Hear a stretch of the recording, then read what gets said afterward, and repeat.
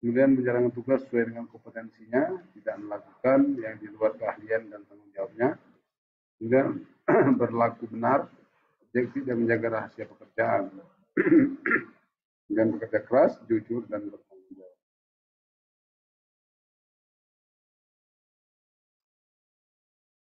Jadi masalah dalam etika engineer ini, kalau dia tidak dilaksanakan, saling berhubungan, keselamatan masyarakat, kemudian ada gratifikasi atau penyuapan, timbullah kecurangan, kemudian tidak adanya perlindungan lingkungan, menghilangkan keadilan, dan tentunya kan berpengaruh terhadap keadilan, kejujuran riset dan pengkajian, kemudian konflik kepentingan.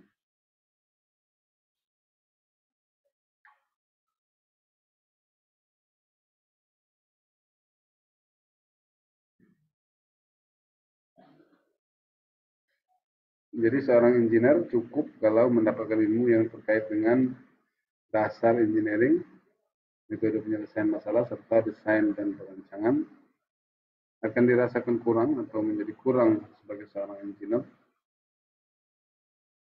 jika kurang mendapatkan ilmu pengetahuan terkait dengan praktek bisnis, keselamatan dan kesehatan kerja, serta etika profesi.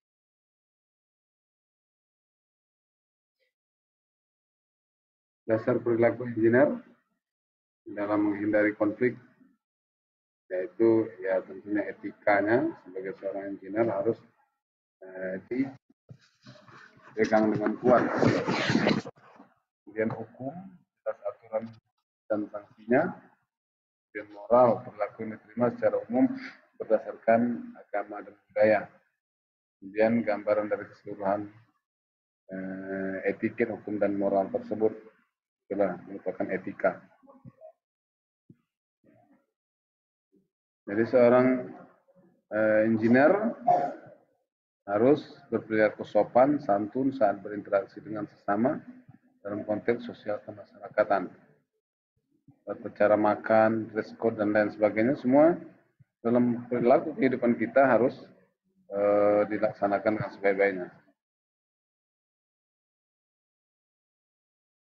Jadi mungkin pelanggaran etiket tidak menyebabkan masuk penjara atau bisa bermasalah dengan hukum, tetapi akan mencederai profesional kita.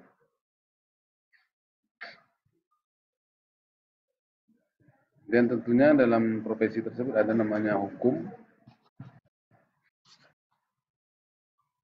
suatu sistem aturan dan hukuman yang terdefinisi dengan jelas untuk memelihara keamanan dan keteraturan dalam masyarakat. Kemudian dibuat, disusun oleh penguasa. Jadi hukum itu tentunya dibuat oleh negara ya. Kemudian pelanggaran akan mendapatkan hukuman. Semua manusia sama kedudukannya di mata hukum, tidak berbeda antara satu dengan yang lainnya.